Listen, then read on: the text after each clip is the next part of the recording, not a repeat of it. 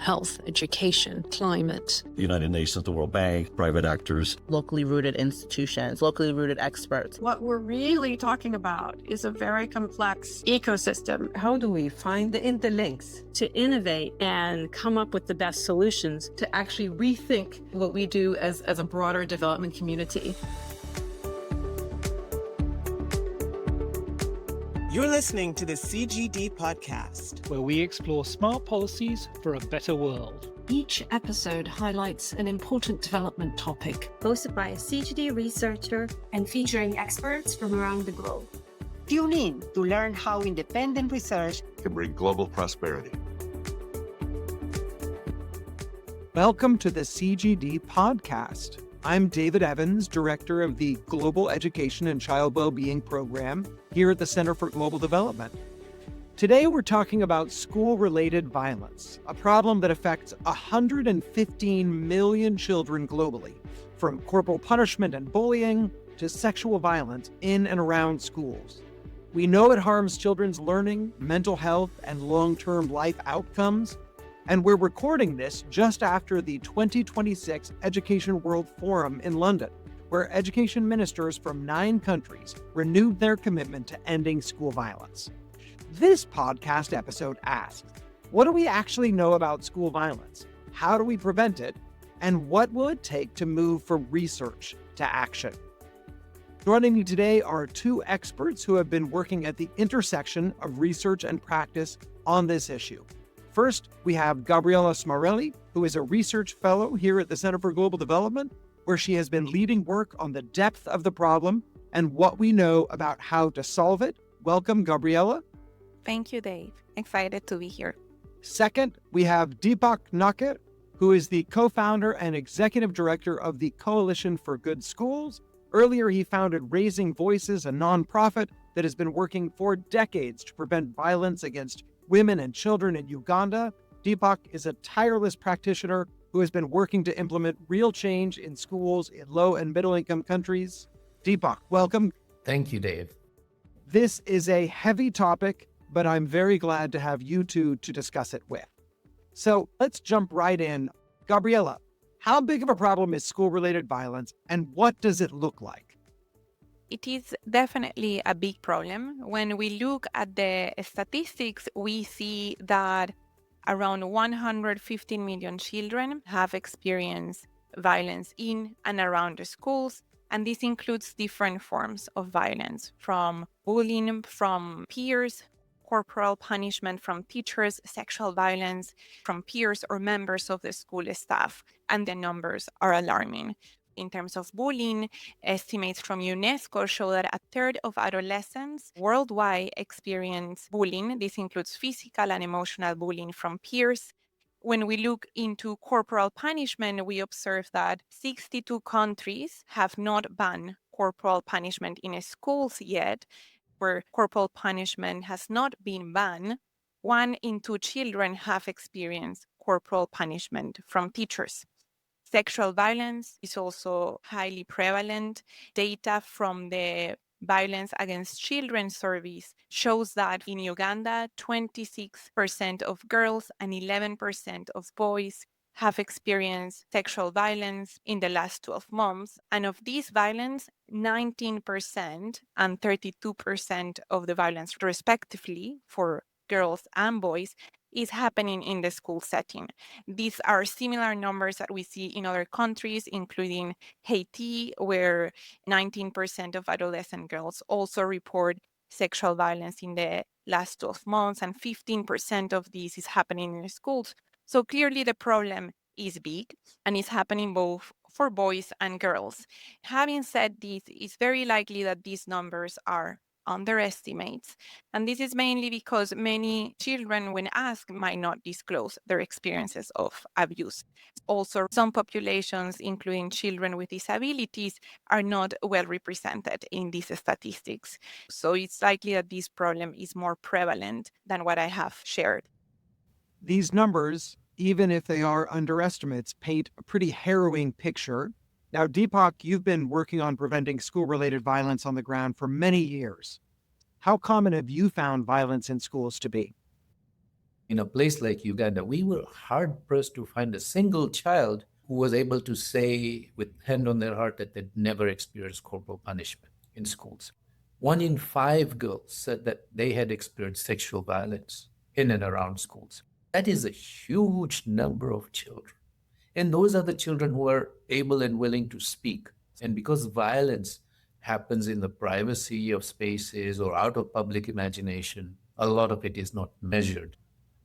Are we seeing any changes? So, for example, Dipak, have you seen attitudes towards violence in schools shift over time, either amongst students or parents, school leaders, or even policymakers? Indeed, I've been working on preventing violence for more than 25 years. And when we started, people were in some ways very dismissive of this problem. In places like Uganda, where I was working, people were like, look, this is just the way we do things. This is how we raise children. What's wrong with beating them? What's wrong with putting them in their place? Children should be quiet and obey and don't have agency and things like that. We no longer hear that. And that is a result of tireless work of a large numbers of people, starting from global movements that have really started measuring and putting data on the table, to on-the-ground civil society organizations that is engaging in a day-to-day conversation. And in places like Uganda, we've had a national conversation happening over more than 15 years through national multimedia, radio, TV, newspaper, all sorts of places, where we're not telling people what to think about the issue of violence, but just putting questions in people's minds that, look, is this the best way of raising our kids? Is this the best way of giving the best start that we could to our children? And it's a process of reflection, in my opinion, that has brought people to the table a little bit and say, you know what, we could do better. And there's really an important group of people who are beginning to step up to the plate and addressing the problem. And those are people who are well placed within governments and policymaking forums and spaces where they want to use their positions to change things in terms of how children experience schools and communities as well. So overall, I think it has been an effort that has happened at multiple levels, from global level to on the ground, that is slowly beginning to shift. But by no means are we anywhere near ending it. But this desire to change seems like a very first condition for us to actually see movement on this. Now, Gabriela, we've heard how prevalent this challenge is, and you mentioned that the data we have are likely deep underestimates, partly because people who've experienced violence don't report it for lots of reasons. Tell us a little bit about work you've done in Malawi that demonstrates this. In Malawi, we wanted to explore why children might decide not to report or disclose their experiences of violence in and around the schools. In the context of surveys, many children might fear breaches of privacy that might result in retaliation, judgment, social exclusion, isolation, among different factors. So we wanted to understand how big is this problem and how to use specific ways of collecting data to address this problem. So we designed a survey experiment where we vary the degree of privacy provided to the respondents.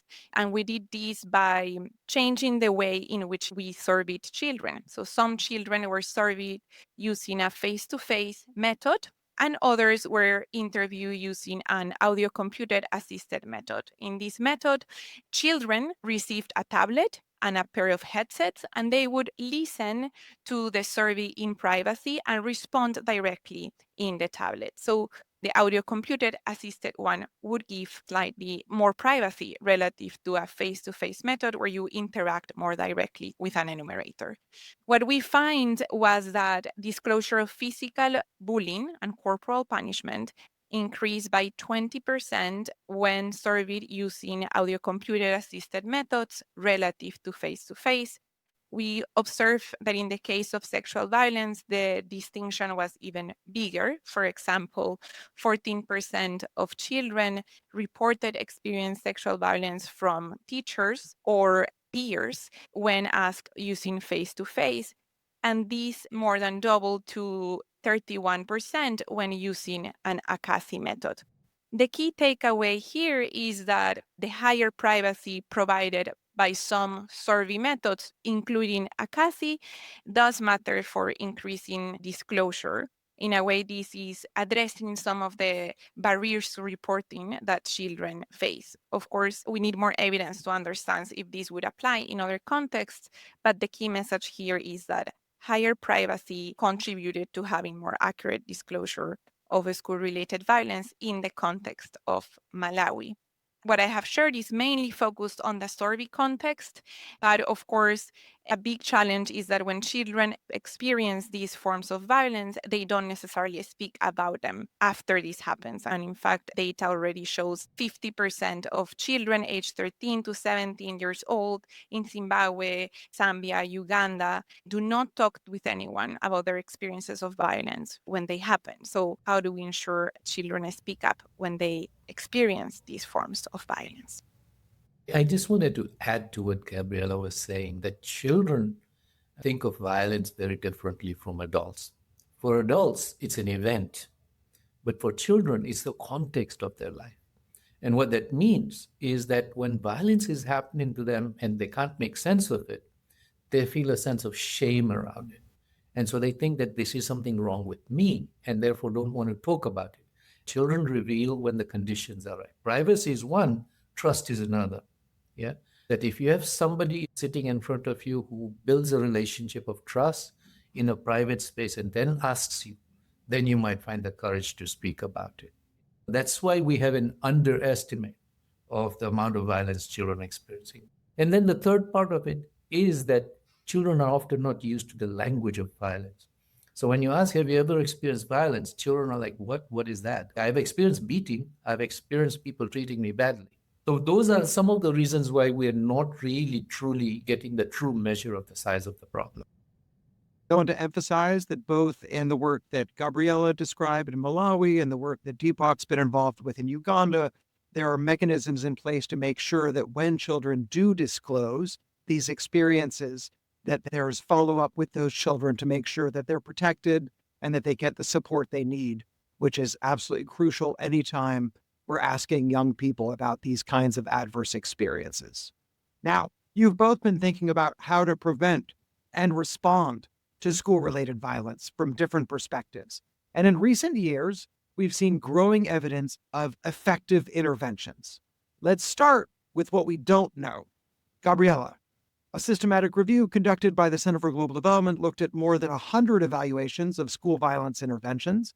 If you had to identify the biggest gap, the thing we most need to know that we still do not, what would it be? Well, most of the evidence that we see is focused on what works to prevent bullying from peers. It's mainly small scale and short term. And this is still incredibly useful evidence because it's helping us to understand what works. And we have a better understanding that tackling multiple drivers of violence and multiple actors, it's effective to reduce violence. However, we lack understanding or more evidence on the effectiveness of interventions in relation to some specific forms of violence, such as corporal punishment and sexual violence, and on the mechanisms of change, which specific components are driving that change, and lastly, how to improve institutional response to violence. That is one of the biggest gaps we identified in our review, that only 5 of 40 papers that are in our main sample of rigorously assessed papers had components focused on having better mechanisms for reporting, referral pathways, or case management. Having those referral pathways are so important so that children have trust, like Dipak highlighted earlier, that if they talk about violence, that something will happen in response to that. Now, Dipak, a lot of the studies that came up in this review are from high-income countries. A lot of them focus on bullying among students. Does this reflect a lack of activity in low and middle-income countries? What's actually happening on the ground? In many ways, it's a consequence of resources available to study. It's not that people are not doing things. It's just that often in Global South, resources don't exist to systematically measure children's experiences. We're beginning to develop some ideas in terms of what should we be routinely measuring and what kind of data governments should be collecting and making available on a regular basis. But often there is competition for resources, whether we should be investing in teachers' salaries, whether we should be investing in building more classrooms, tinkering with curriculum, or measuring things in terms of how they're happening. Dipak, your organization, the Coalition for Good Schools, works directly with schools on changing culture and practice. Can you tell us a little bit about what that looks like? When we started this work, we talked with more than 1,400 kids and 1,100 adults. And our intention was just to listen, not come up with solutions, not tell people what to think or what to do, but what is the problem and how is it experienced in their personal lives. 3 things came to the surface very quickly.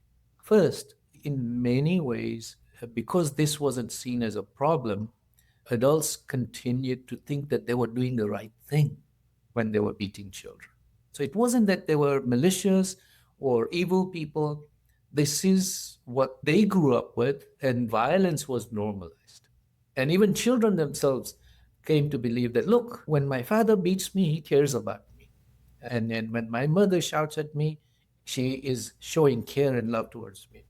The second thing we learned is that the lens through which you view and ask questions matters. So in a place like Uganda, where the systems are not that strong, when we asked children who commits violence against you, number 1 on their list was adults beating them. And when you look at the UNESCO data, where systems are strong, where expectations and consequences for adults are there, peer violence rises to the problem. But where systems are not strong, adult-to-child violence is a significant problem. And then those are the 2 things that we need to bear in mind, that violence is normalized and that in many spaces where there isn't accountability, adult-to-child violence is a significant and major problem.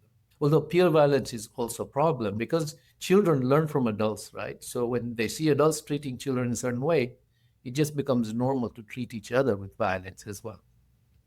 With all of that background, your organization has worked with others to develop the Good School Toolkit.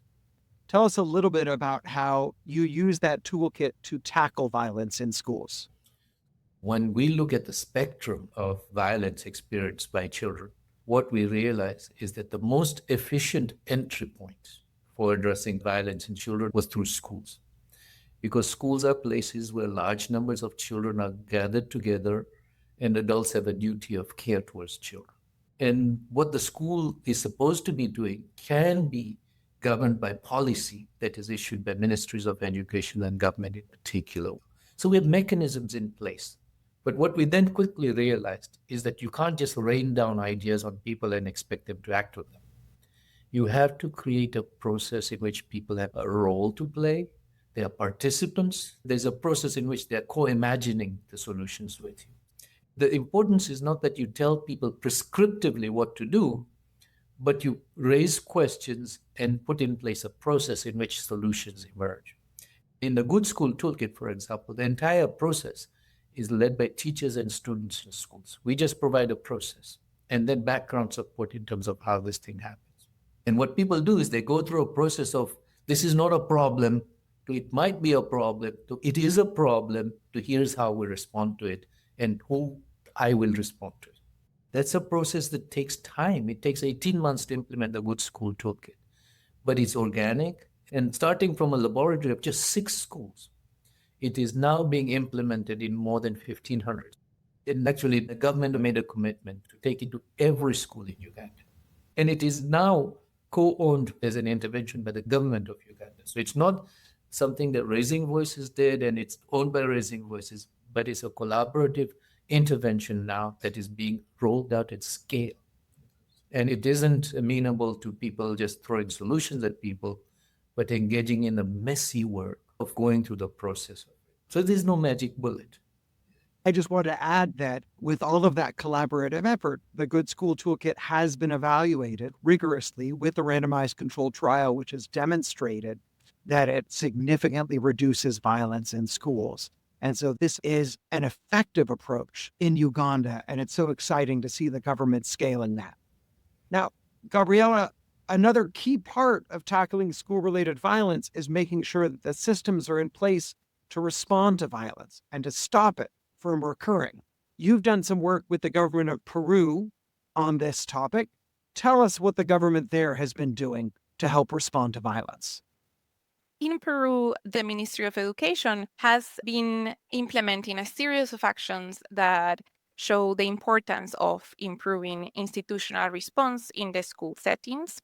In 2013, the government implemented a platform called CCV, that means Yes, We See It, where students, teachers, family, peers could report cases of violence in and around the schools.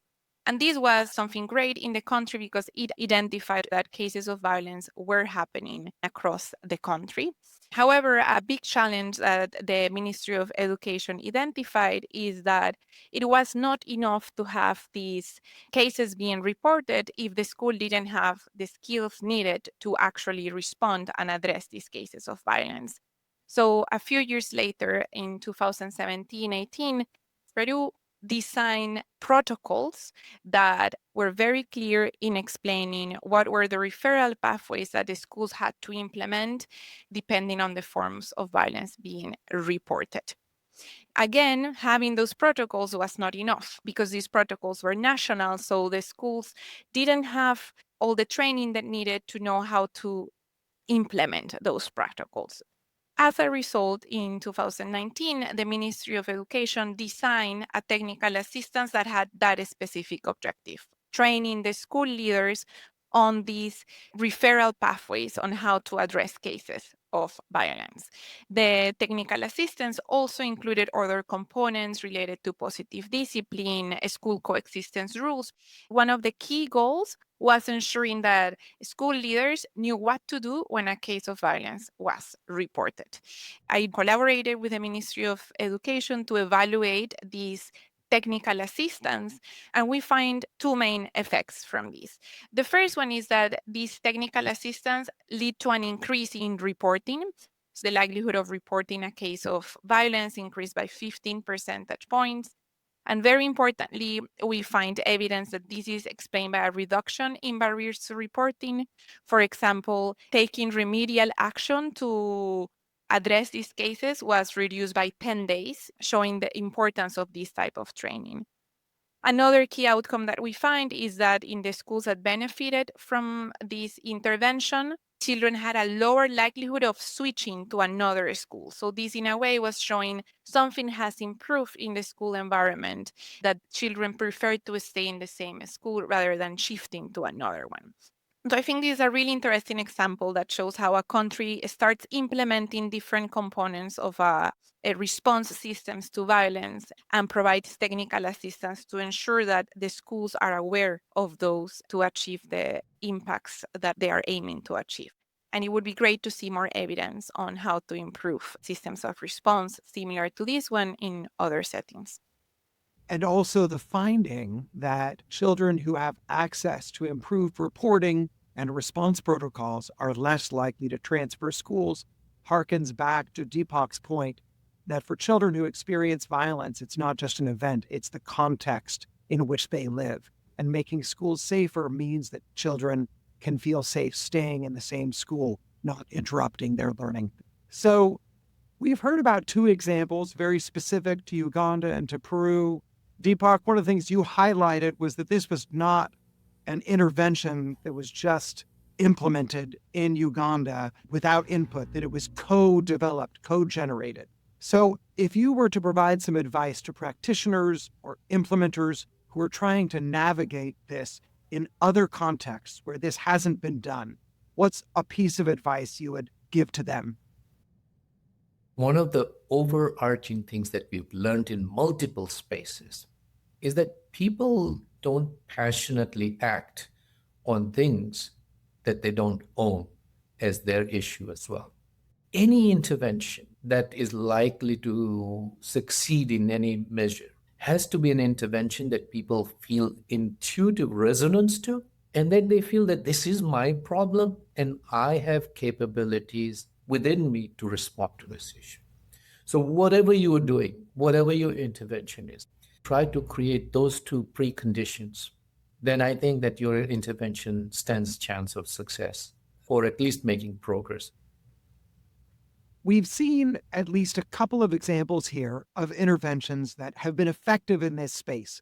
And we could go on and on about examples in El Salvador, examples in Mozambique and elsewhere that have been successful in reducing school-related violence. But we find that policymakers often do not want to tackle or take a leading role in addressing school-related violence head-on. So, Dipak, one uncomfortable issue for ministries of education is that teachers sometimes are the perpetrators of violence, whether that's corporal punishment or other types of violence, like sexual violence against students. That's not something that ministries want to talk about. Why is this challenging for them to address, and how have you navigated this discomfort in Uganda? There are two broad reasons. First is that this is something that we've all grown up with in places like Uganda. So it's just normal. It's the way we do things. So then, as a policymaker, if you try to punish somebody for doing something that is happening rampantly all around you, you might find reluctance in doing that. And partly because you can't imagine what the alternative is. Then people shrug their shoulders and say, don't do that, but don't do it again, that kind of thing, rather than taking it seriously. And then the second is structural, that a country like Uganda has invested money in training a teacher and offering them a position as teachers. So when they commit this offense, what are you going to do with them? Are you going to eliminate from the workforce? Are you going to send them to another school where they might continue doing this? Or are you going to, in some ways, be punitive? All those consequences are expensive and difficult, and they don't necessarily seem to solve the problem. The only real solution is not to punish people for exercising what they've grown up with, but to give them alternatives, to convince them, inspire them to do something different, rather than being punitive about what they're doing. What is much more helpful is to engage with them. Let me understand why you're doing this, and here's an alternative. And it's not easy, and here's a path towards doing it. And that's where I think that a lot of persuasion is happening. And for example, in Uganda, we're working with teachers training colleges and institutions right on the ground. But there are no easy solutions. It takes time and it takes engagement. And often policymakers are like, they have a lot of things happening in their lives, so they don't have time to spend time with it. So then the problem just festers. Showing teachers a better way seems absolutely crucial.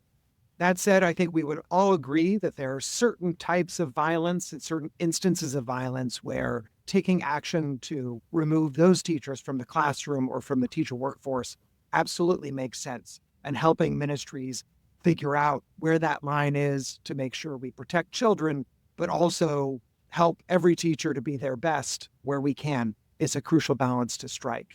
Another obstacle that I've seen, many ministers of education see this and they say, wow, this is a terrible problem. But my principal job is to make sure children are passing exams and advancing and not dropping out of school. Many see this as a social protection issue, and they don't necessarily see it as an education issue. Do you see this changing? We tend to think of schools as a factory where we're processing children, and that the key function of a school is to teach children how to take tests. And that inevitably, in some ways, limits what we're doing and how we do things. Right?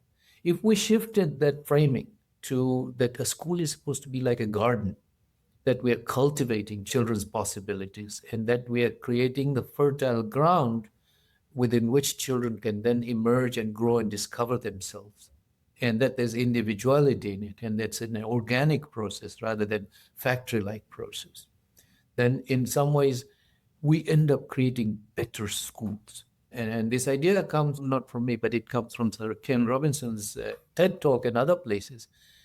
If schools could change anything, it would be the operational framework. What is the purpose of that school? What are you doing? Are you like a factory or are you like a garden? And schools that tend to think of themselves as a garden tend to produce much more creative thinkers, much more value-informed students who are civically responsible and think of actually investing not only in their schools, but in their community, in their families as well. Gabriela, We're recording this after the 2026 Education World Forum, during which CGD, together with the UK's Foreign Commonwealth and Development Office, the Global Partnership for Education, UNICEF, and Safe to Learn, hosted the Ministerial Task Force to renew government commitments to end school violence. What was one takeaway from that conversation in terms of government commitment?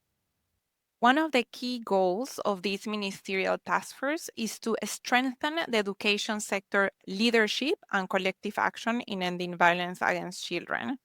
And this is the third time the ministerial task force meets, despite the fact that ministries of education have changed over this period. That commitment to take action to address violence has remained strong. Based on what the countries shared, they are all taking actions to try to move from commitment to concrete design of interventions or more investment on this topic. And all of this is considering the specific challenges that countries live. So it was good to also hear that strategies that are being implemented are accounting for the realities of each country, including challenges related to conflict, war, narco-traffic, among others. So definitely countries are doing more. It's great to hear that. And that's consistent with what Dipak mentioned earlier, that attitudes are indeed shifting on this issue. Gabriela, you've talked a lot about the evidence side of this. If you could wave a magic wand and change any one thing about school-related violence, what would it be? I think I will use it to replicate the research that we have in different settings so that we have more understanding on what works on different settings. And I would also generate evidence that allow us to identify which components work best to address this issue at a scale and over the long term. Dipak. I think is really important. We recognize that violence against children is not just a problem in their personal domain. It's a problem in public domain as well.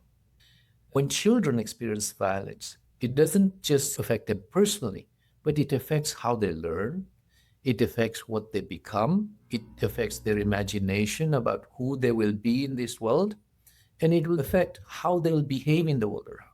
And learning outcomes too. When a child is anxious and scared and fearful, they don't pick up the normal foundational skills that school is supposed to be providing, like reading, writing, and numeracy.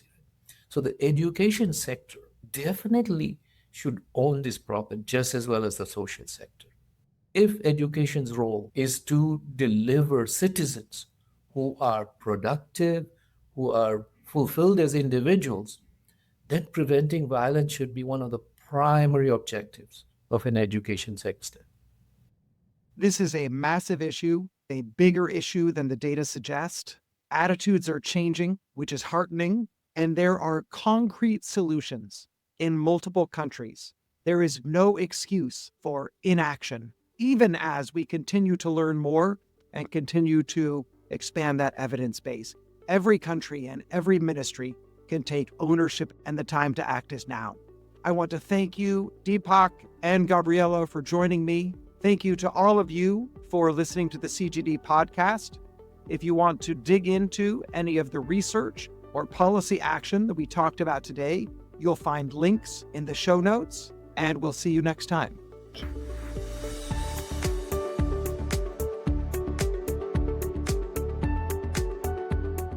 Thanks for listening to the CGD podcast. You can learn more about the topics discussed on our website at cgdef.org.